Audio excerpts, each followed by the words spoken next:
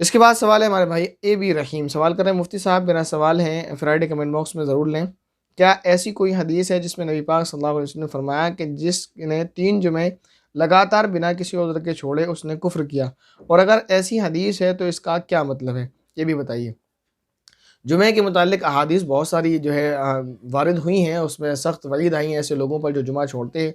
उनको मुनाफिक कहा गया कि ऐसे शख्स को मुनाफिक लिख दिया जाता है। और रही है काफिर कहने वाली बात, तो ये जुमे के ताल्लुक से तो मैं आपको बताऊं, ये हर फ़र्ज़ नमाज के ताल्लुक से फरमाया, मन तरका सलात मुतअम्मिदन फ़क़द कफ़र, के जिसने जानबूझ कर किसी भी नमाज को छोड़ दिया तो उसने कुफ्र किया। तो ये किसी भी नमाज के ताल्लुक से इसमें जुमा भी आ जाता है। ख़ास तौर पर जुमे के नाम लेकर जो है उसमें यह कि ऐसा शख्स जो जुमे की नमाज को बिला किसी उज़्र के छोड़ देता है तो उसको मुनाफिक लिखा जाता है। तो इसमें थोड़ी सी तत्वीक ये है, आप ये सोचें कि बाकी नमाज़ों के छोड़ने वाले को कुफ्र काफिर और इसको मुनाफिक कहा जा रहा है। इसका फ़र्क क्या है कि जब कहा फ़र्द नमाज तो फ़र्द में जुमा भी आ गया, तो जुमा भी छोड़ेगा उसके लिए भी वही हुक्म है।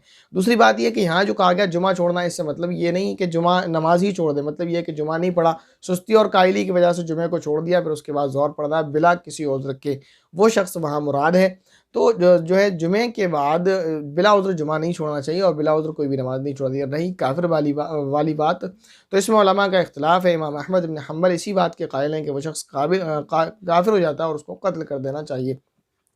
लेकिन उलमा अहनाफ ये कहते हैं कि इससे काफिर तो नहीं होता, लेकिन ये समझे एक ईमान का जो है, एक ये समझ लीजिए, ये जैसे बॉर्डर होता है दो मुल्कों का, तो एक ये ईमान है और ये कुफ्र है, इसके दरमियान में एक बॉर्डर है, वो उस पर पहुंच जाता है। इसी तरह दूसरी एक हदीस है कि मुसलमान और काफिर के दरमियान फ़र्क करने वाली चीज़ क्या है? नमाज है।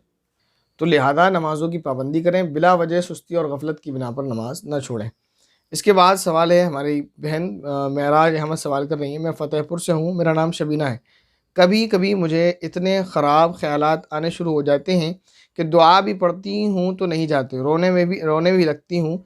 इन ख़यालों की वजह से प्लीज़ बता दीजिए कि ऐसे ख़याल मुझे आएँ तो क्या करें?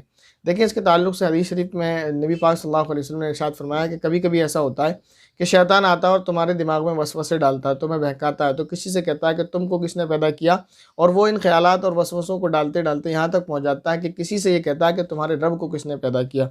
तो इस तरह के ख़यालात आएँ तो फिर जो है अल्लाह से इसकी पनाह मांगे। और कुरान करीम में सूरह आराफ के अंदर अल्लाह ताला ने खुद फरमाया, वइम्मा यंज़गन्नका मिनश्शैतानि नज़गुन, और जब शैतान आपके दिल में वसवसे डाले, जब आपको शैतान गुमराह और करने की और बहकाने की कोशिश करे, तो फरमाया फ़स्तईज़ बिल्लाह, तो चाहिए कि अल्लाह से पनाह मांगो, जो है अल्लाह की पनाह मांगो उससे, शैतान से। फ़स्तईज़ बिल्लाह, अल्लाह की पनाह में आओ, अल्लाह की पनाह मांगो शैतान से। इन्नहु समीउन अलीम, बेशक वो खूब सुनने वाला और जानने वाला है। तो जब इस तरह के ख़यालात आएँ तो औज़ु बिल्लाहि मिनश्शैतानिर रजीम को कसरत से इसको पढ़ना चाहिए। ला हौला वला कुव्वता पढ़ना चाहिए, सूरह फलक, सूरह नास वगैरह पढ़ लिया करें। और पढ़ने के बाद मुतमईन हो जाएँ, ज़हन कोशिश ये करें कि अपने ज़हन को इस तरफ से बाँटें। खाली दिमाग जो होता है शैतान उसमें वसवसे डालता है, तो अपने आप को दीनी या दुनियावी किसी भी काम में मशगूल कर लें। इंशाअल्लाह वसवसों से आप महफूज हो जाएंगे। कुछ भी काम आपके समझ में ना आए तो जो आपके फैमिली मेम्बर्स हैं आप उनके पास जाकर बैठ जाएँ, आपके बड़े, आपके छोटे वालिदैन हैं, बहन भाई हैं, बच्चे होंगे या कोई भी हैं, आप उनके साथ बैठें, बातें करें, उनके साथ कुछ उनकी सुनें, कुछ अपनी सुनाएँ, कुछ उनको हँसी मज़ाक उनके साथ कर लेंगे तो ख़यालात ख़त्म हो जाएँगे। खाली ना बैठा करें, खाली बैठेंगे तो शैतान बहकाएगा।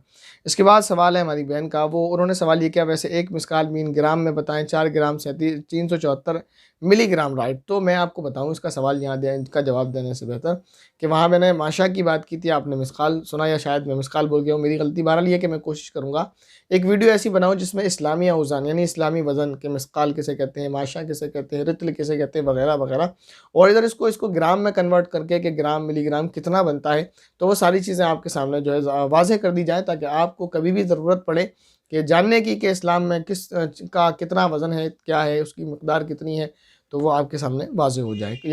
आप कमेंट कर देंगे तो याद भी रहेगा और आसानी से काम हो जाएगा। इसके बाद सवाल हमारी बहन का गुलाब अली, सवाल कर रहे हैं, अस्सलाम वालेकुम मुफ्ती साहब, मेरा सवाल ये है कि क्या रात में सूरह जिन 40 दिन पढ़ने से उसके पास जिन आ जाता है? मैंने ऐसा सुना है, 40 दिन नहीं, आप 80 दिन पढ़ें।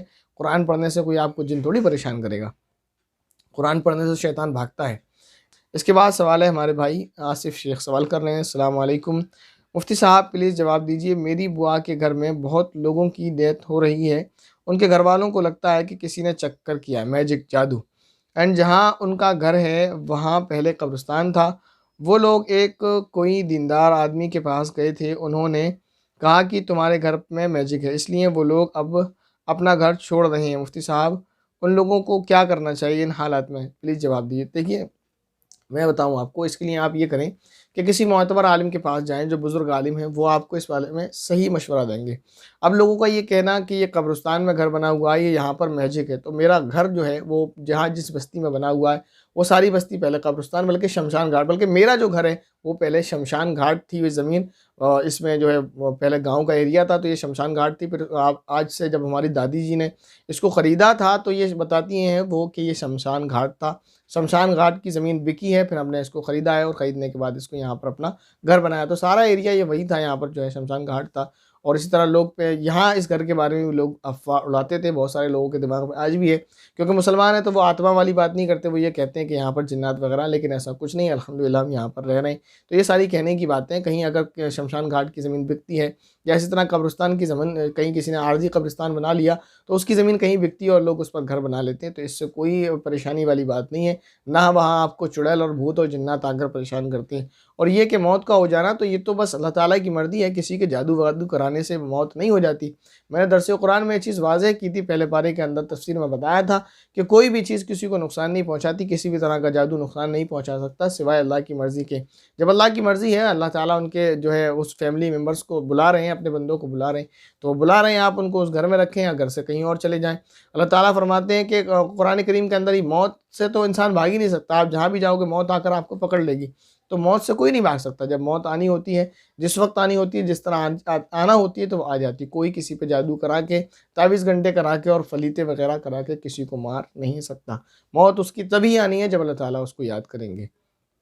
इसके बाद सवाल है हमारी बहन का, वो कह रही हैं, अस्सलाम वालेकुम मुफ्ती साहब, मेरा सवाल ये है कि रात को घर नहीं साफ़ करना चाहिए, और मेरा दूसरा सवाल ये है कि रात को बाल भी नहीं बांधना चाहिए, और रात को घर साफ़ करना और बाल बांधने से कुछ होता है क्या? प्लीज़ जवाब ज़रूर दीजिए। रात में घर भी साफ़ करें, रात में बाल भी बांधें? बाल बांध सकते हैं, अगर आपने रात में गुस्ल किया है तो बाल खुले नहीं छोड़ेंगे, उसको बांध लें, बेहतर है। बल्कि खुले छोड़ने से नुकसान है कि अगर बालों को खुला जोड़ा जाता है तो शैतान वगैरह जो घूमते फिरते हैं, जिन्नात वगैरह, ये इस तरह परेशान करते हैं। और आमतौर पर वो लड़कियां जो बाल खुले हुए रखती हैं और फिर घूमती फिरती हैं, तो उन पर शैतान और जिन्नात ज़्यादा उनको परेशान करते हैं, उनके ऊपर हावी हो जाते हैं। तो इस तरह से बाल को नहीं खोलना है। बाल रात में भी बांध सकते हैं, दिन में भी बांध सकते हैं। इसी तरह लोगों में मशहूर है कि रात को नाखून वगैरह नहीं काट सकते, तो ये बात भी गलत है, रात को नाखून वगैरह भी काट सकते हैं। आज इस वीडियो में इतने ही सवाल पिक किए गए, और बाकी के जो सवाल जिसके रह गए वो कमेंट करें, इंशाल्लाह नेक्स्ट वीडियो में उनके सवालों के जवाब दिए जाएंगे।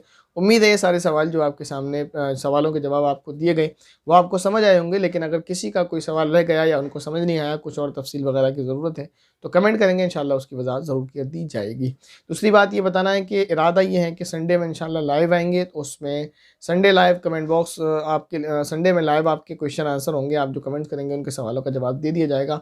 उसके लिए इंशाल्लाह कोशिश करेंगे, कम्युनिटी टैब में एक पोस्ट डाल देंगे, वहाँ पर आप कमेंट अपने सवाल कमेंट करें। जो कमेंट सवाल उस पोस्ट में आएंगे उन्हीं को संडे लाइव कमेंट बॉक्स में लिया जाएगा। अस्सलाम वालेकुम वरहमतुल्लाहि वबरकातुहू।